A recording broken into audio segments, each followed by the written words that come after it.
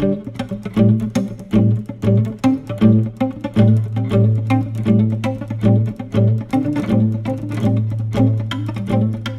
muita alegria eu quero saudar a todos os irmãos, com a paz do nosso Senhor e Salvador Jesus Cristo. Dizer que é uma honra muito grande estarmos aqui e nesta oportunidade revermos a todos os irmãos. Quero louvar a Deus pela vida do meu amigo, pastor Fábio. Deus abençoe, pastor, seu carinho, a sua gentileza sempre comigo, sua família, irmã Nair, toda a sua casa. Pastor Fábio é uma referência para nós aqui no nosso setor. Hoje nós temos muitos dirigentes de congregação que foram preparados e treinados pelo pastor Fábio, que é uma referência para nós, um grande líder, uma pessoa que nós temos um grande respeito e que nós também procuramos imitar os passos. Deus abençoe, pastor Fábio, a sua excelência, em nome de Jesus. Louvar a Deus pela vida dos pastores desta casa, pastor Osiel, pastor Eliakim, citando esses irmãos, eu cito todos os demais obreiros.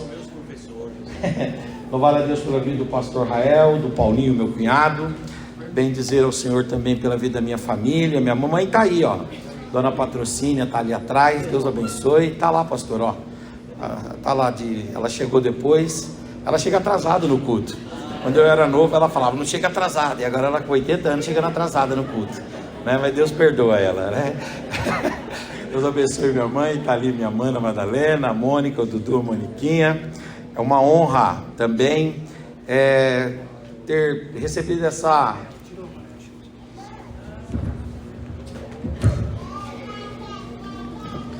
esse convite aqui do Henrique, meu xará, a Lloyd, que estão à frente desses adolescentes. Deus abençoe.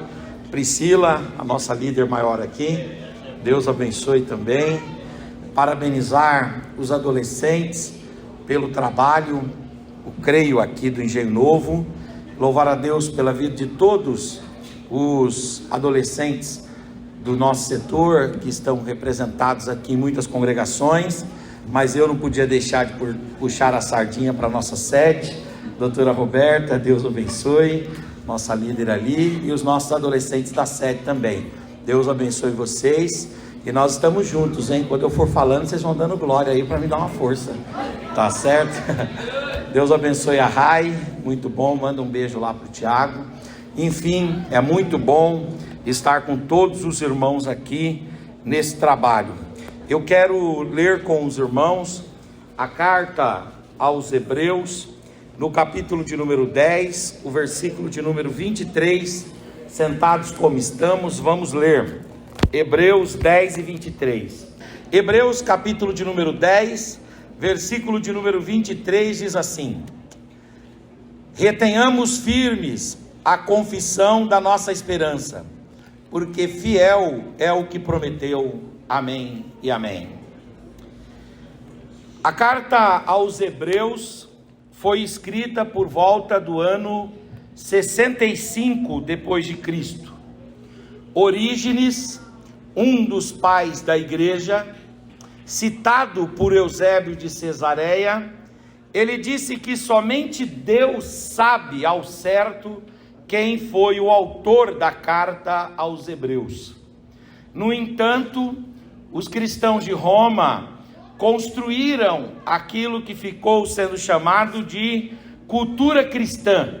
E na cultura cristã, o apóstolo São Paulo foi reconhecido como o autor da carta aos Hebreus. Anos depois, um outro pai da igreja, já do 3º século, chamado Tertuliano de Cartago, ele já dizia que Barnabé era o autor. Os anos se passaram e no século XVI, lá na Alemanha, o Martinho Lutero concebia a ideia de que Hebreus foi uma carta escrita por Apolo. Martinho era um defensor desse pensamento.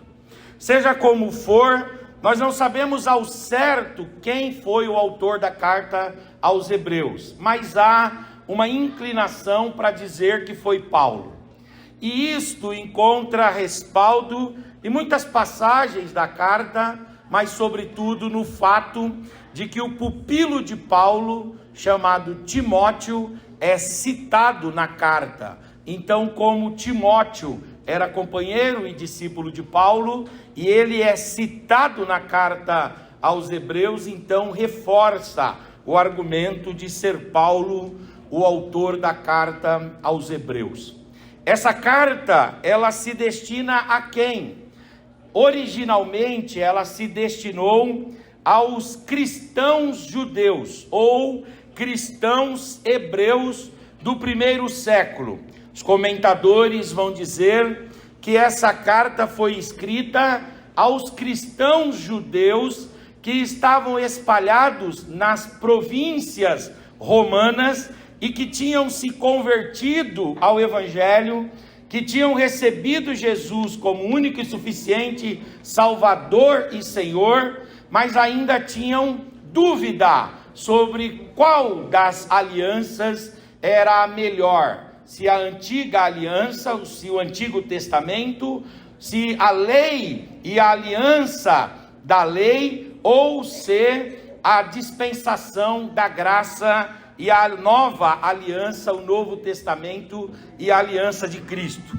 E aí o escritor aos Hebreus, conhecedor desta dificuldade que os cristãos hebreus tinham de definir qual era a melhor aliança, ele vai escrever a carta aos Hebreus falando sobre a superioridade da nova aliança, do tempo da graça, da nova aliança em Cristo, comparada com a velha aliança, o tempo da lei e o tempo do sistema sacrificial mosaico e levítico.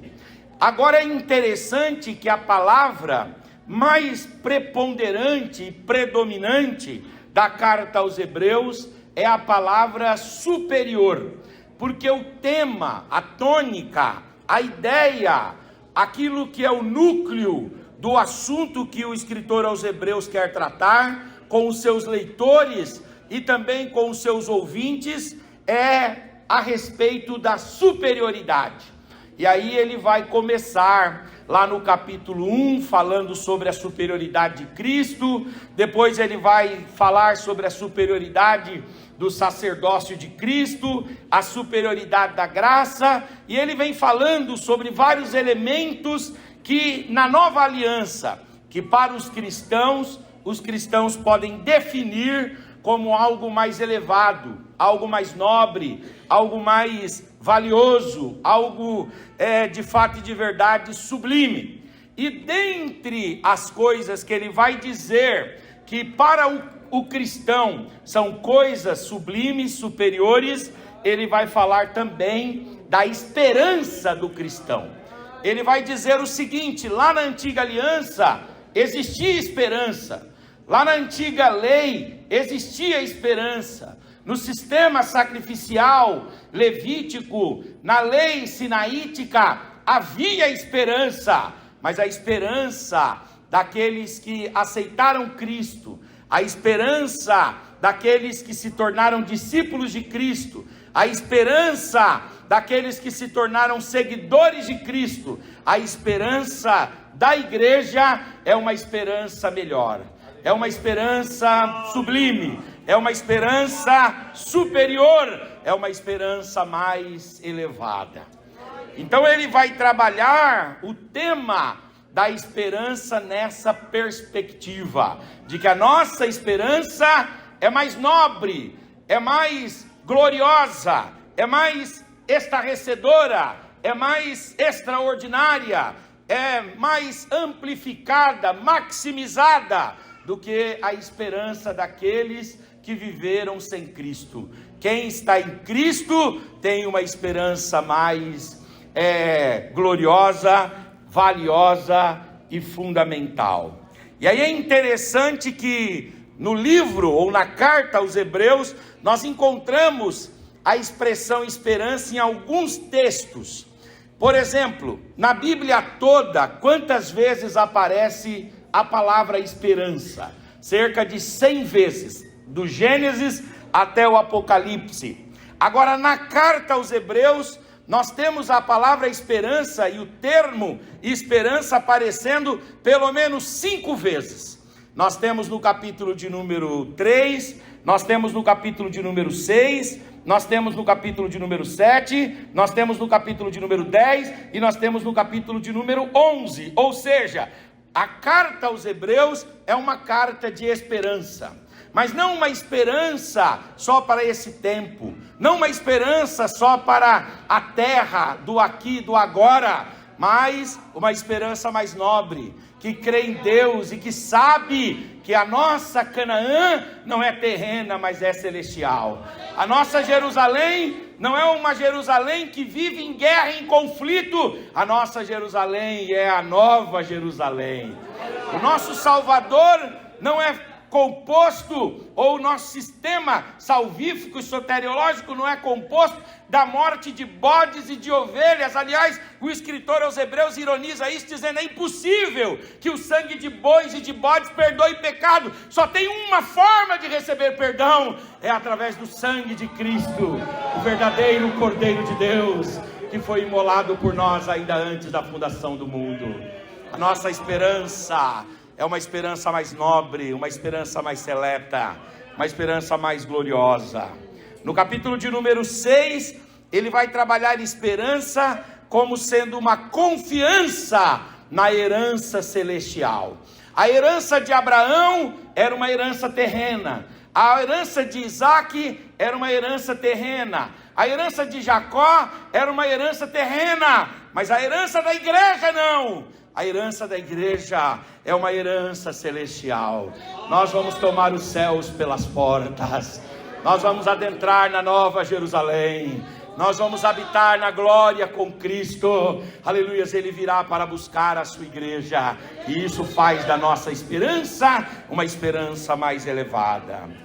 Quando chega no finalzinho do capítulo de número 6, ele vai trabalhar a esperança de novo, e ali no versículo 19, ele fala de que nós temos uma esperança segura e firme, que funciona, que se serve como âncora da nossa alma. Nesse sentido, esperança é estabilidade e segurança. O crente não anda com andar trôpego, não anda com andar cambaleante, não anda sem rumo, sem destino, sem eira e sem beira, não! O crente, ele tem estabilidade, o crente tem segurança. Vem os reveses, passa pelas intempéries, pelas dificuldades, pelas contingências, pelos dias ruins, pelos desempregos, pela fome às vezes, pelas portas fechadas, mas você olha para o crente, ele está sempre estável, e você diz: da onde vem essa estabilidade? Da onde vem essa capacidade de suportar?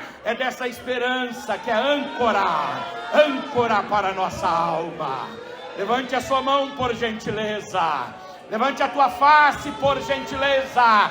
A sua vida está ancorada, aleluia, em Cristo, ancorada na palavra de Deus, ancorada na promessa de Deus. É daí que você tem, aleluia, força para se tornar estável. No capítulo de número 7, ele vai trabalhar o tema da esperança também, e aqui ele vai falar sobre uma esperança que anela algo melhor.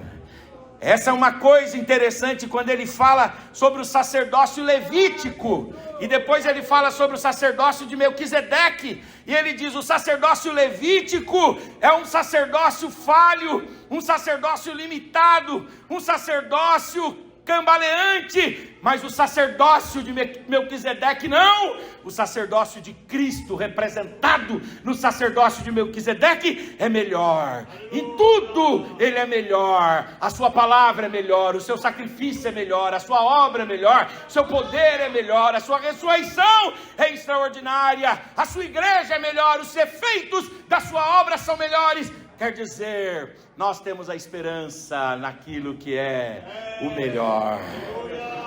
Se você puder, pega na mão desse irmão bonito que está aí do seu lado. Se você puder, olha no olho dele, por gentileza. Diga para ele, em Cristo, que é melhor, diga que é melhor do que Arão. Você pode esperar o melhor. Tenha boas expectativas. Tenha boas expectativas. Olhe para o amanhã e saiba que em Cristo Deus tem o melhor para nós. Deus tem o melhor para nós. Deus tem o melhor para a nossa vida. Quando chega no capítulo de número 10, versículo 23, ele vai dizer: mas retenhamos firme a nossa confissão. Sim, a confissão da nossa esperança, sem vacilar. Aqui ele está trazendo esperança no sentido de confiança inabalável nas promessas de Deus. O contexto do capítulo 10 é que quando Deus faz promessas, Deus cumpre promessas. E essa é uma esperança inabalável do crente. Aleluia, o crente tem esperança na herança celestial. O crente tem esperança e expectativa em algo que é melhor. E o crente tem esperança também de que as promessas de Deus não voltam sem que elas sejam cumpridas. Adolescentes, eu tenho uma mensagem de Deus para vocês. Para os adolescentes que estão aqui presentes, se Deus fizer uma promessa para vocês, acreditem piamente nessa promessa, porque Deus não brinca com os nossos sentimentos. Deus não constrói expectativas que Ele vai frustrar no futuro, ou vai permitir que se frustrem no futuro. Não! Quando Deus nos promete, e é a voz de Deus de fato e de verdade, passe o tempo que passar, passe os anos que passarem, aconteça o que acontecer, se é a voz de Deus e se é a promessa de Deus, essa promessa permanecerá. Essa promessa permanecerá. Levante a sua mão por gentileza. Levante a tua face por gentileza. Levante a tua voz e dê uma palavra de adoração ao Senhor. Uramacandaramahai. Orecandoremachurabai. Aleluia. Pega na mão dessa pessoa bonita aí do seu lado. Você pode pegar e olhar no olho dela. Eu brinco sempre que tem 3 classes de pessoas que não olham uma no olho da outra: os falsos que devem e os que vão pedir dinheiro emprestado. Você não pertence a nenhuma dessas classes? Dá uma olhada para esse irmão aí. Aleluia, aleluia. E diga para ele, em nome de Jesus, diga para ele: quando Deus falar com você, leva a sério. Diga, porque Deus leva a sério aquilo que Ele promete. Deus leva a sério aquilo que Ele promete. Deus leva a sério aquilo que Ele promete. Deus leva a sério. E quando Ele promete, Ele cumpre. Ah, mas as circunstâncias são contrárias, as contingências não permitem, a minha incapacidade é muito pequena, eu não quero saber. Deus cria caminho no meio do deserto. Deus cria caminhos e fontes no ermo. E Deus faz o que tem que ser feito, porque Ele é fiel sobre a sua palavra. Deixa eu contar uma experiência para vocês aqui, que talvez vocês não tenham escutado ainda. O pastor Paulo Lucas Sacramento esteve com a gente 62 meses aqui em Barueri. E o pastor Paulo Lucas, durante algumas vezes, ele conversou comigo em off.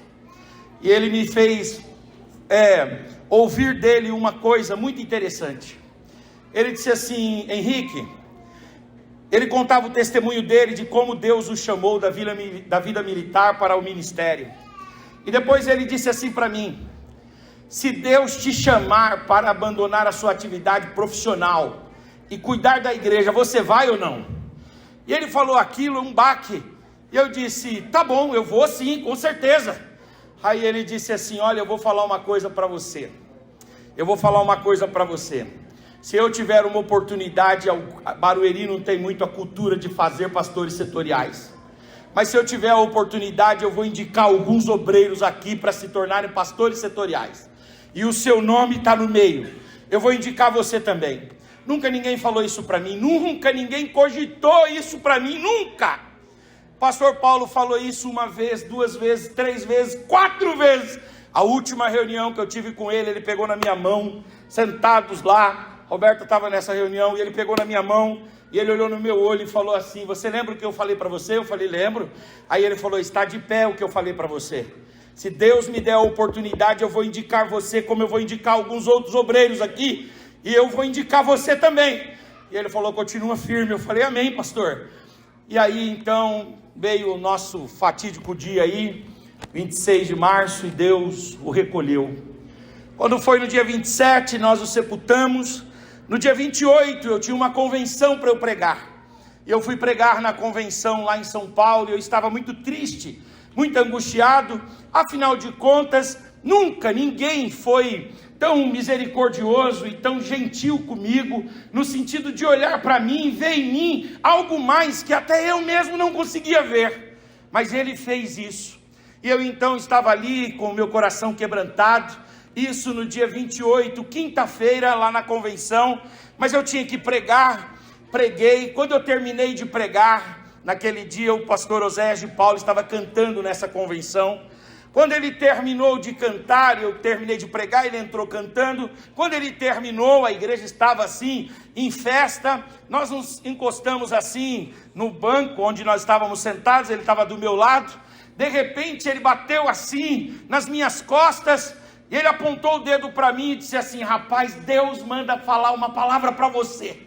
E a palavra que Deus manda falar para você é que você acha que o seu ministério morreu, mas Deus diz que o seu ministério não morreu. E ele falou assim, como sinal de que Deus não vai deixar o seu ministério morrer, ele vai cumprir hoje uma grande promessa. Hoje ele vai cumprir uma grande promessa. Aí eu olhei no relógio, era 10 e pouco da noite.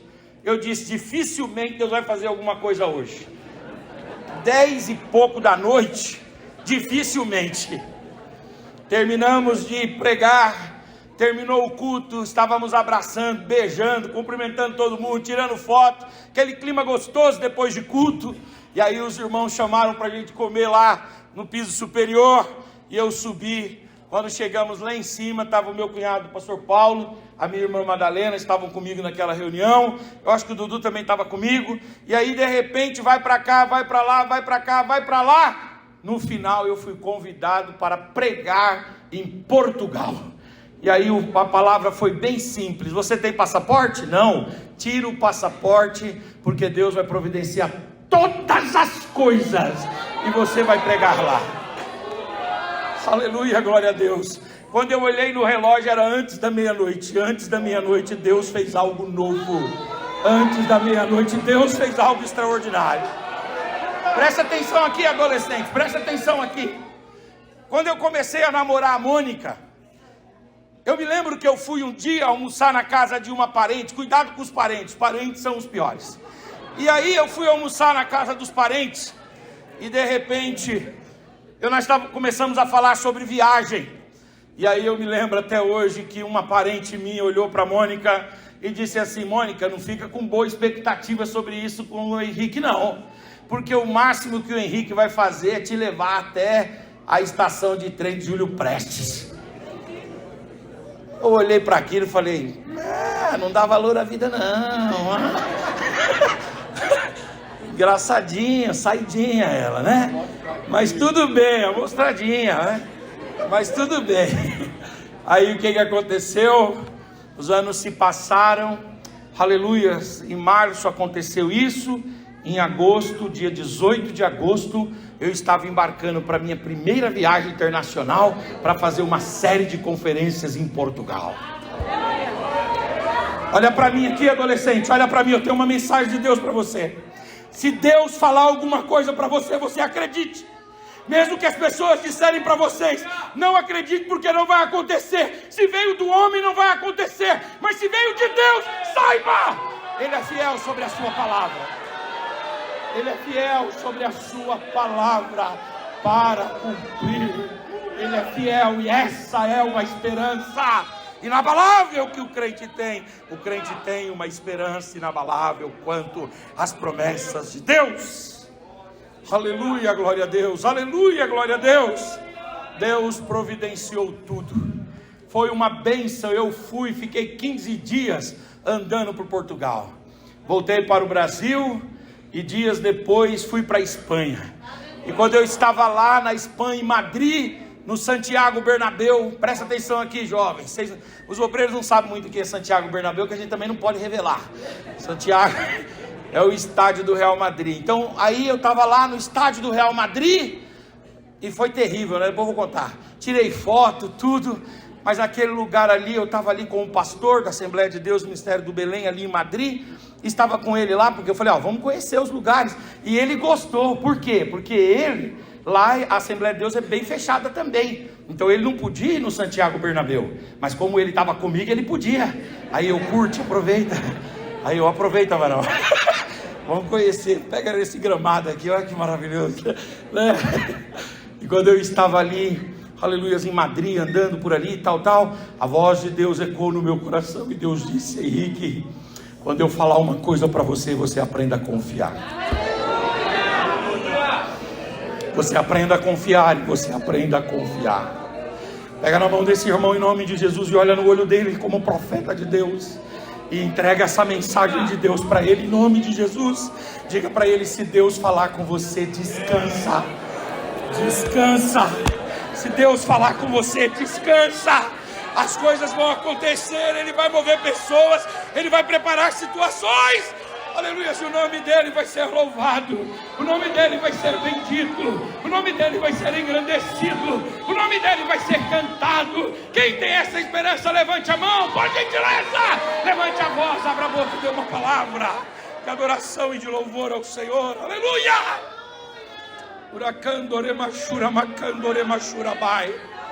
Aleluia, retenhamos firme a nossa confissão. E o texto, ele fala sobre promessa. Fiel é aquele que te prometeu. Quando Deus promete, Deus cumpre. Fala comigo, Deus é fiel. Deus é fiel. Agora, quando Deus promete, Deus cumpre. Mas você precisa trabalhar em favor da promessa. Você precisa fazer a sua parte.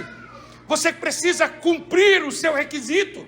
Aquilo que diz respeito a você, você precisa ir lá e colocar em prática. Deus diz, eu vou te levar.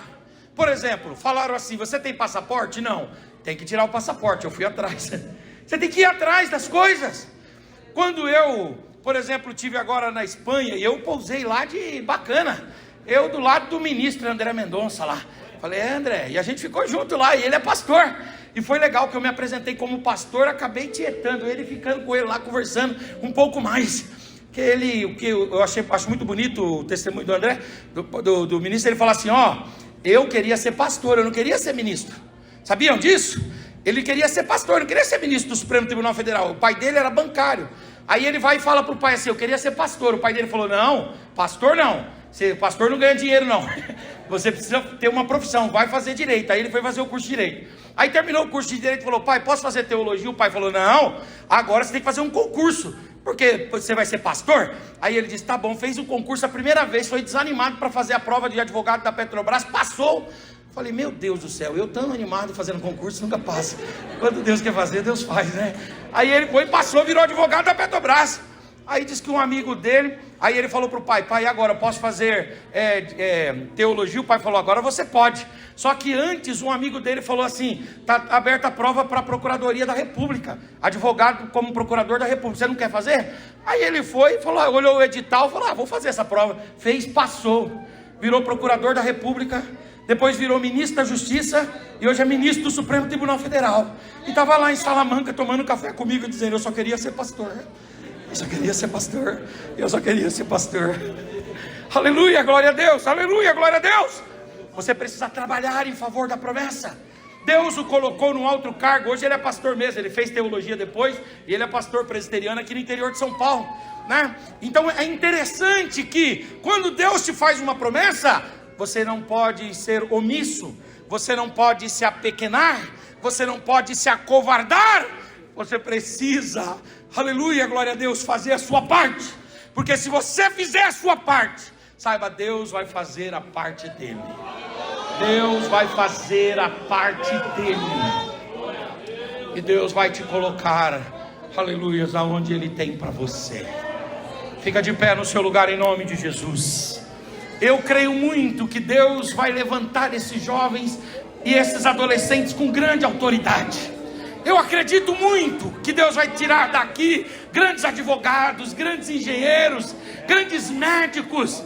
Eu acredito muito que Deus vai levantar esses jovens para atuar no empreendedorismo, para atuar na construção civil. Eu sei que Deus vai levantar vocês, mas vocês precisam fazer a parte de vocês também.